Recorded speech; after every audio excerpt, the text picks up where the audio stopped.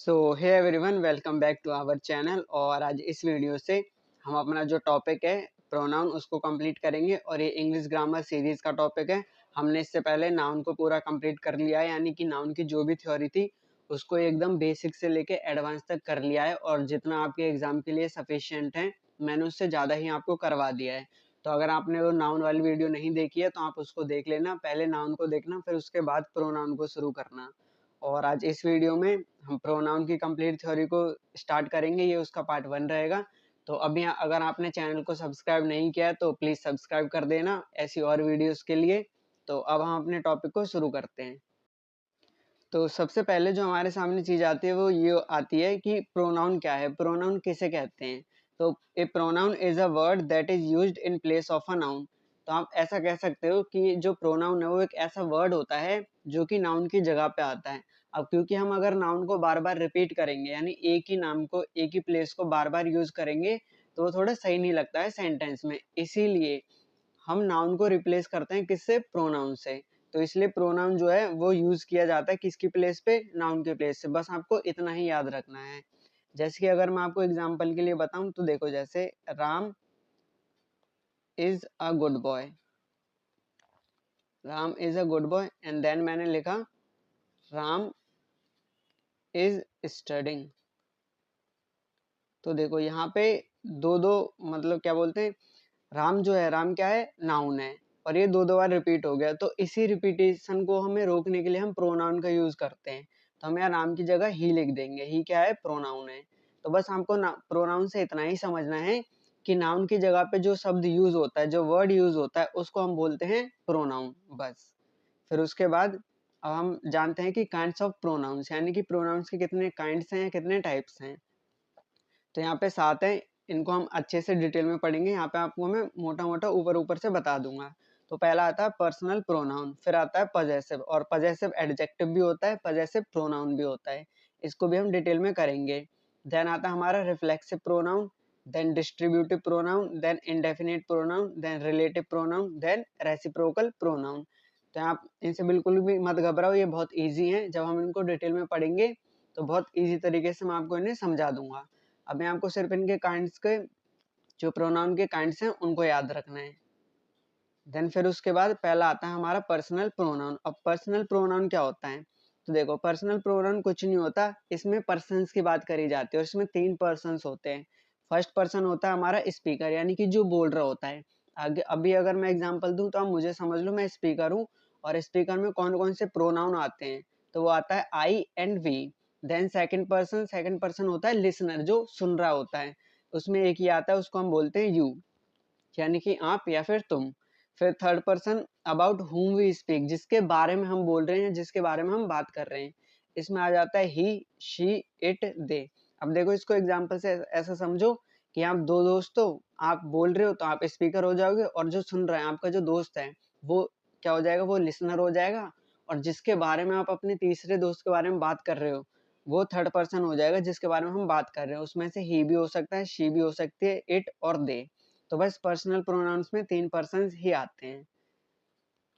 फिर उसके बाद ये जो चार्ट है इसको आप अच्छे से याद रखना। ये पूरा चार्ट आपके प्रोनाउन को समझने के लिए बहुत बहुत इंपॉर्टेंट रहेगा। अगर आप इसे समझ गए तो समझो आपने जो प्रोनाउन है उसको आधा ऑलरेडी कंप्लीट कर लिया, या कह सकते हैं बहुत ज़्यादा कंप्लीट कर लिया है।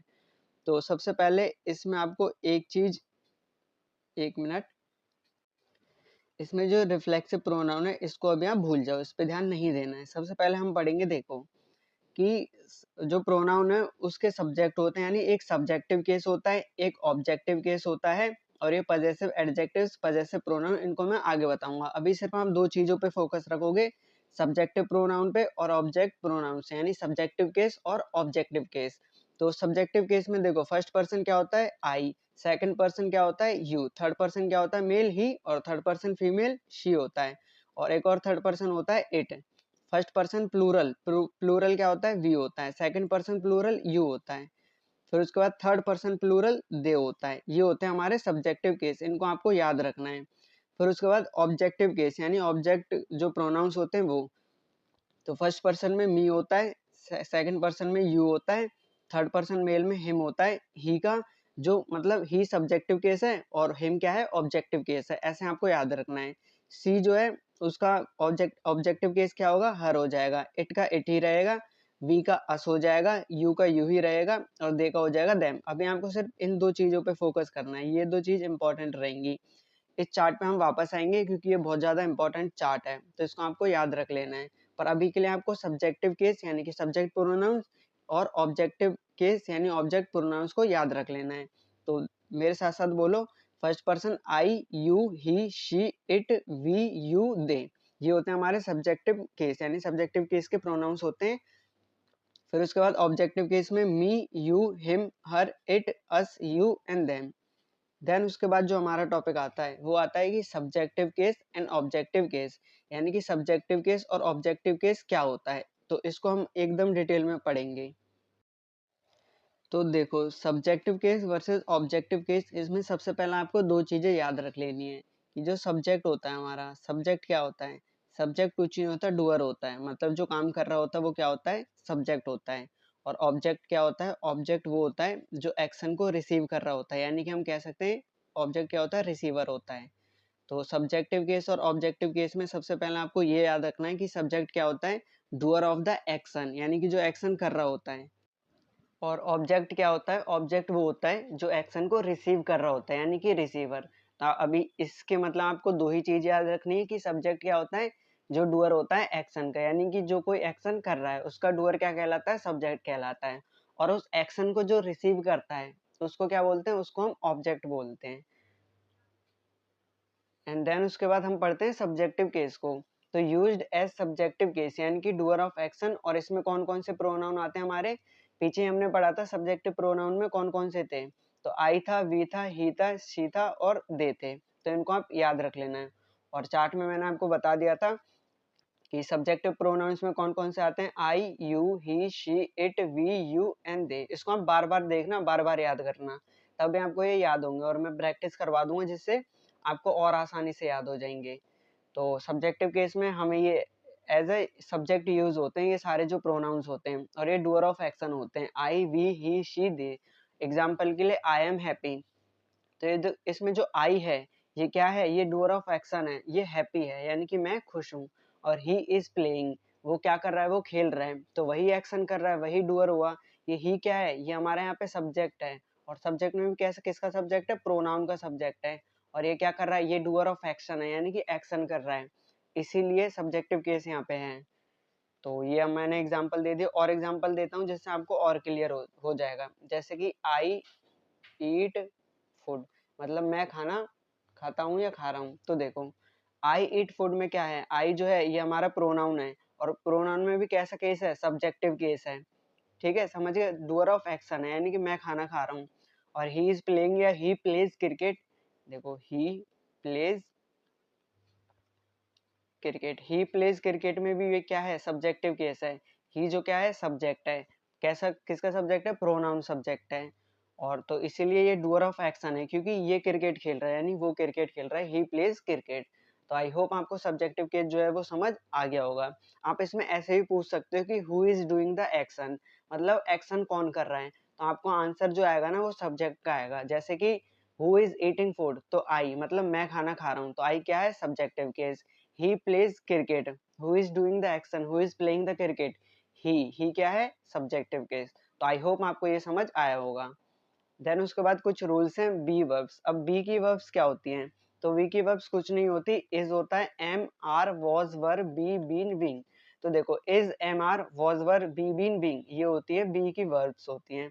और जब हम वर्ब वाला चैप्टर पढ़ेंगे उसमें और अच्छे से क्लियर करूंगा, पर अभी के लिए आपको इतना याद रख लेना है कि जो बी की वर्ब्स होती है ना वो ये होती है, इज होता है, एम होता है, आर होता है, वॉज होता है, वर होता है, बी होता है, बीन होता है, बीइंग होता है।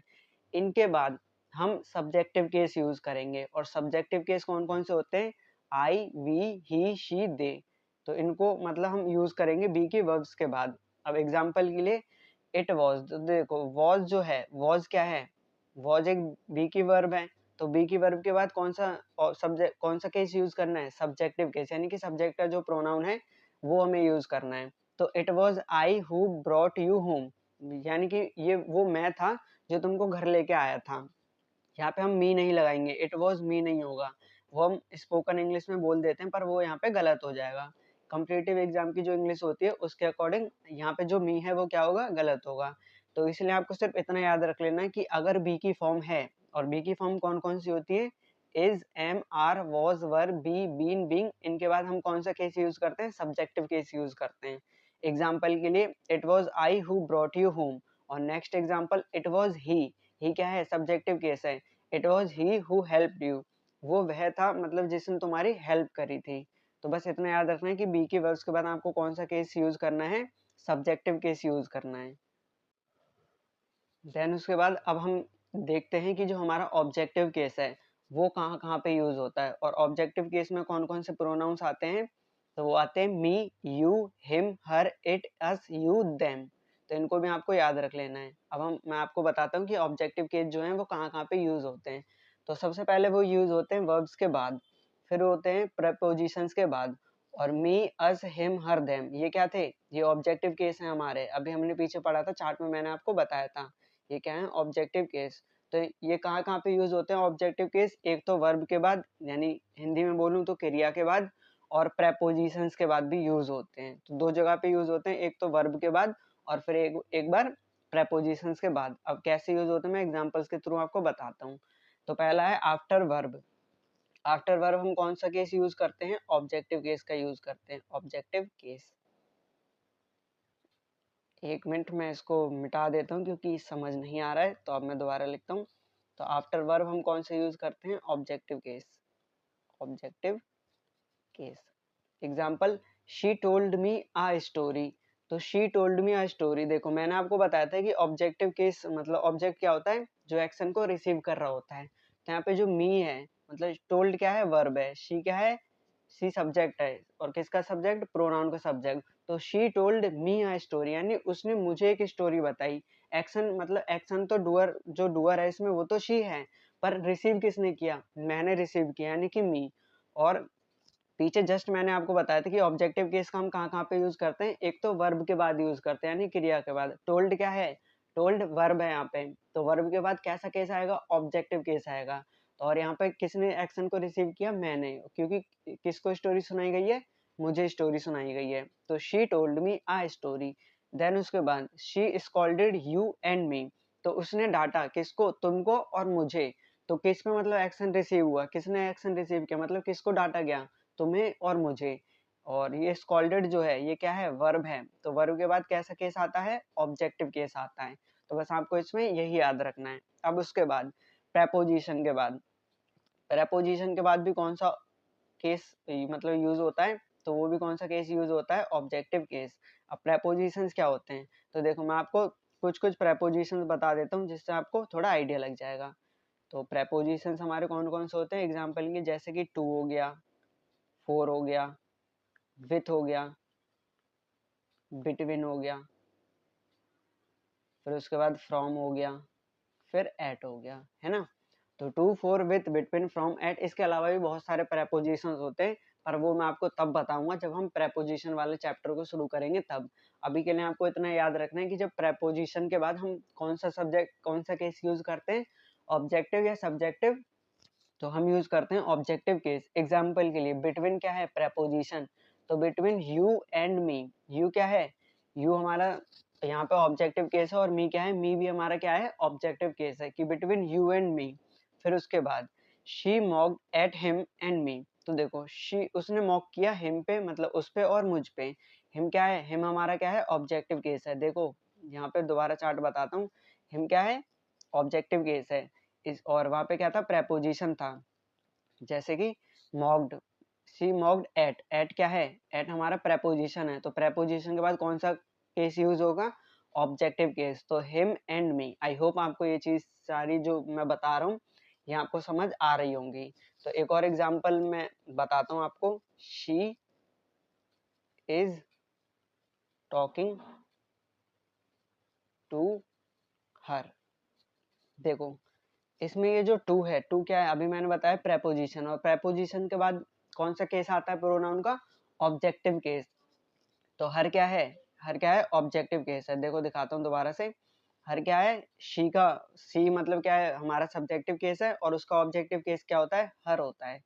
इसलिए जो हमने अभी आपको एग्जांपल दिया है, she is talking to her, तो हर क्या है यहाँ पे, हर यहाँ पे कुछ भी नहीं है, ऑब्जेक्टिव केस है प्रोनाउन का।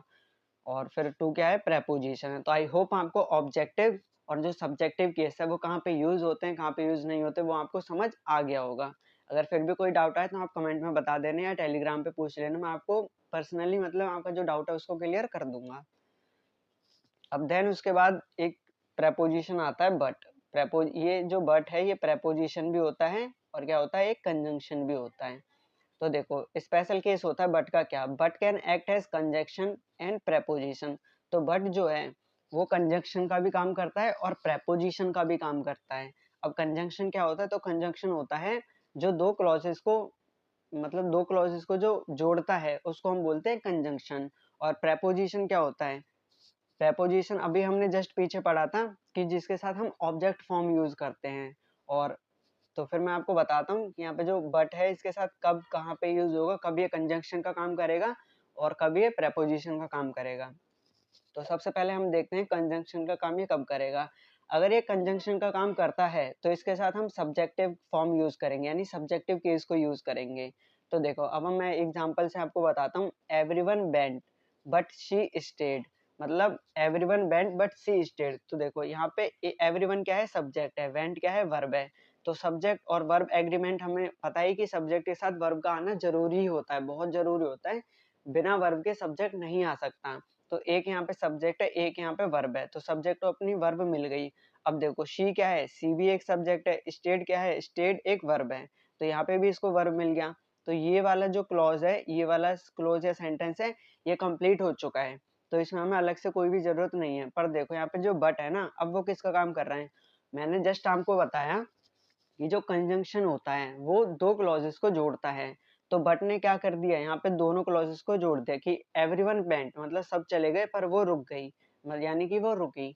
तो इसमें हम कंजंक्शन का यूज करते हैं। तो जब हम आप सेंटेंस पढ़ोगे ना, तो आपको बस थोड़ा सा कॉमन सेंस लगाना है, मतलब उसकी मीनिंग जाननी है, आपको पता चल जाएगा कि कहाँ पे बट जो है वो कंजंक्शन का काम कर रहा है या फिर प्रेपोजिशन का काम कर रहा है। अब जहाँ पे आपको बस ये याद रखना है कि जब भी कंजंक्शन का काम करेगा बट, तो वहां पे हम क्या यूज करेंगे, सब्जेक्ट फॉर्म का, यानी सब्जेक्टिव केस का। फिर उसके बाद हम जानते हैं प्रेपोजिशन का काम कब करेगा बट। तो जब भी प्रेपोजिशन का काम करेगा तो वहां पे हम क्या यूज करेंगे, ऑब्जेक्टिव फॉर्म, यानी कि ऑब्जेक्टिव केस को। एग्जाम्पल के लिए नोबडी नोज बट मी, कोई भी नहीं जानता। तो देखो नोबडी क्या है, सब्जेक्ट है ना, फिर यहाँ पे क्या है, सब्जेक्ट के बाद नोज मतलब कि वर्ब है, और फिर इसके बाद देखो मी क्या है हमारा, ऑब्जेक्टिव केस होता है ना, यहाँ पे ऑब्जेक्टिव केस है। अब हमें पता है कि अगर ये कंजंक्शन होता तो ये दो क्लॉजेस को जोड़ता, इसके पास अपना खुद का सब्जेक्ट है, खुद की वर्ब है, पर इसके पास क्या खुद का सब्जेक्ट या खुद का वर्ब है, बिल्कुल भी नहीं। मी क्या होता है, मी ऑब्जेक्टिव केस होता है। तो इसलिए नोबडी नोज बट मी, कोई नहीं जानता पर मैं जानता हूँ। देखो पर का यहाँ पे जो सेंस आया है ना, वो हमें प्रेपोजिशन है, तो यहाँ पे जो बट है वो क्या है, प्रेपोजिशन है। तो आई होप आपको ये वाला पॉइंट भी समझ आ गया होगा। फिर उसके बाद हम बात करते हैं पजेसिव एडजेक्टिव की। अब हम दोबारा अपने चार्ट पे चलते हैं। देखो इसमें जो पजेसिव एडजेक्टिव्स हैं, my, your, his, her, its, our, your, their. तो देखो पजेसिव एडजेक्टिव्स को आपको याद रख लेना है कि कौन कौन से होते हैं। आई मी के बाद माई, माई क्या होता है, possessive adjective. Your, his, her, its, our, your and their. अब मैं आपको बताता हूँ कि इसका काम क्या है और इसमें क्या क्या हमें पढ़ना होता है। तो देखो पजेसिव एडजेक्टिव कौन कौन से होते हैं, पजेसिव एडजेक्टिव्स हमारे होते हैं my, our, your, his, her, its, their. तो यूज्ड बिफोर नाउन, इसमें आपको जो मेन पॉइंट है, एक जो हमारा मेन पॉइंट है पजेसिव एडजेक्टिव में, उसमें बस यही है कि ये नाउन से पहले यूज होते हैं। किससे पहले यूज होते हैं, नाउन से पहले यूज होते हैं। तो मतलब अगर मान लो कि यहाँ पे अगर नाउन है ना, तो नाउन से पहले क्या आएगा, पजेसिव एडजेक्टिव्स, यानी कि पी ए। शॉर्ट में बता रहा हूँ, मतलब पजेसिव एडजेक्टिव्स नाउन से पहले यूज करते हैं। एग्जाम्पल के लिए माई कार, कार क्या है, कार हमारा एक नाउन है, और नाउन से पहले क्या है, माई, यानी किसकी कार है, मतलब पजेसिव दिखाता है। पजेसिव मतलब पजेसिव एडजेक्टिव जो होते हैं वो पजेशन को शो करते हैं। बस इतना ही आपको इस वाले पॉइंट में याद रखना है। कार क्या है, नाउन, किसकी कार, मेरी कार, यानी कि माई कार। तो माई कार क्या हो गया, ऑब्वियसली पजेसिव एडजेक्टिव हो गया। फिर उसके बाद हाउस, हाउस क्या है, नाउन, और किसका हाउस, आर हाउस, यानी हमारा। हमारा क्या है, आवर क्या है, यहाँ पे पजेसिव एडजेक्टिव है, पोजेशन को शो कर रहे हैं। बुक, बुक के बाद योर बुक, बुक क्या है, नाउन, और किसकी मतलब बुक है, योर, यानी कि तुम्हारी बुक है, तुम्हारा उस पर पोजेशन दिखा रहा है। तो योर का योर क्या है, यहाँ पे पजेसिव एडजेक्टिव है। तो आपको बस पजेसिव एडजेक्टिव में यही याद रखना है कि ये नाउन से पहले यूज होते हैं। नाउन से पहले क्या यूज होते हैं, पजेसिव एडजेक्टिव यूज होते हैं। तो आई होप आपको ये वाला पॉइंट भी क्लियर हो गया होगा। फिर उसके बाद आता है हमारा पजेसिव प्रोनाउन। तो देखो फिर से मैं आपको चार्ट पे लेके चलता हूँ। आपको ये चार्ट बहुत बहुत इंपॉर्टेंट है। अगर आपने इस चार्ट को अच्छे से समझ गए तो समझो आपने प्रोनाउन को 80% खत्म कर लिया है। तो अब देखो possessive pronouns, mine, yours, his, her, और इट का यूज नहीं होता। आर का, वी का हो जाएगा आवर्स, योर्स एंड देयर्स। तो mine, yours, his, hers, ours, yours, theirs. तो कुछ नहीं, देखो ये जो पजेसिव एडजेक्टिव्स है ना, इनमें बस जब हम इनका पजेसिव प्रोनाउन होता है तो इनमें एस लग जाता है। योर का योर्स, देयर का देयर्स, हर का हर्स, हिज का हिज रहता है, योर का योर्स हो जाता है, माय का माइन हो जाता है, और हर का हर्स ये मैंने बता दिया, इट्स का कुछ नहीं होता, आवर का आर्स हो जाता है। तो इनको बार बार पढ़ो तभी आपको ये याद होंगे। एक और बार मैं रिवाइज करवा देता हूँ कि जो पजेसिव प्रोनाउन होते हैं वो कौन कौन से होते हैं। पहला होता है mine, yours, his, hers, ours, yours, theirs. Then उसके बाद अब हम पढ़ते हैं हमारे टॉपिक पर। तो पजेसिव प्रोनाउन, तो पजेसिव प्रोनाउंस कौन कौन से होते हैं, mine, ours, yours, his, hers, theirs. तो mine, ours, yours, his, her, theirs, इसको आपको अच्छे से याद रखना कि ये होते हैं सारे हमारे पजेसिव प्रोनाउन। अब इनमें मेन चीज क्या है, देखो ये यूज्ड होते हैं विदाउट नाउन के, मतलब इनमें नाउन नहीं यूज होता, मतलब यूज्ड विदाउट नाउन। यहाँ पे हमें नाउन की कोई भी जरूरत नहीं पड़ती। तो पीछे आपको मैंने एक पॉइंट बताया था कि जो पजेसिव एडजेक्टिव होते हैं उनके वो नाउन से पहले यूज होते हैं, पर इसमें क्या है, पजेसिव प्रोनाउन नाउन के बिना यूज होते हैं। एग्जाम्पल के लिए this car is mine, mine क्या है, यहाँ पे पजेसिव प्रोनाउन है कि ये जो कार है वो मेरी है। और फिर उसके बाद दैट हाउस इज आर्स, यह जो हाउस है वो किसका है, हमारा है। तो आपको बस इतना ही याद रखना है कि जो पजेसिव प्रोनाउन होते हैं वो विदाउट नाउन के यूज होते हैं। और एग्जांपल के दिस कार इज माइन, इसमें जो माइन है वो क्या है, पजेसिव प्रोनाउन है, यानी कि ये जो कार है वो किसकी है, मेरी है। पर यहाँ पे ये पजेसिव मतलब एक एडजेक्टिव की तरह काम नहीं कर रहा। अगर एडजेक्टिव की तरह काम करता तो इसके पहले क्या यूज होता, नाउन का यूज होता। नाउन से पहले क्या आता, पजेसिव एडजेक्टिव। तो वैसे मेरा कहने का मतलब ये है कि यहाँ पे या तो माई कार लिख लो या फिर दिस कार इज माइन। इस जो सेंटेंस है इन दोनों के सेंटेंस का मीनिंग एक ही होता है। फिर दैट हाउस इज आर्स, तो ये जो हाउस है वो किसका है, हमारा है। तो यहाँ पे बस आपको इतना ही याद रखना है। और इस वीडियो में मैं यहीं तक कंटिन्यू रखता हूँ, क्योंकि अगर मैं ज़्यादा करवाऊंगा तो आप भी कंफ्यूज हो जाओगे और उसका कोई फ़ायदा होगा नहीं। तो अभी तक जो भी मैंने आपको पढ़ाया है इस वाली वीडियो में, इसको आप अच्छे से रिवाइज करना चाहो तो आप नोट्स बना सकते हो, और वीडियो को पूरी देखना, तभी आपको जो कॉन्सेप्ट हैं वो क्लियर होंगे। तो आई होप आपको ये वीडियो समझ आई होगी, और जो भी मैं पढ़ा रहा हूँ आपको पसंद आ रहा होगा या समझ आ रहा होगा। और जैसे भी आपकी फीडबैक है वो कमेंट में ज़रूर देना। और वीडियो अगर अच्छी लगी हो तो आप प्लीज़ चैनल को सब्सक्राइब कर देना। तो फिर मिलते हैं नेक्स्ट वीडियो में। Till then take care.